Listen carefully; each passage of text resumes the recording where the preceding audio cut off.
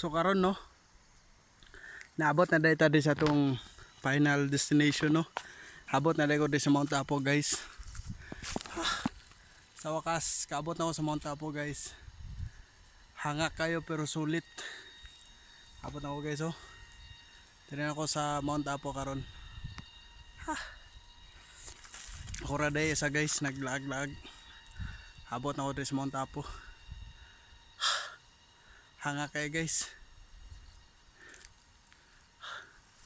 So diri nga banda no, morning agianan no, Mount Apo. So nakabutang diri, this is a Philippine Eagle monitoring site.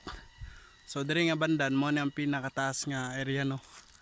Diri ga monitor ang mga taga DNR para magmonitor sa Philippine Eagle diri nga side. So ang ana lang no.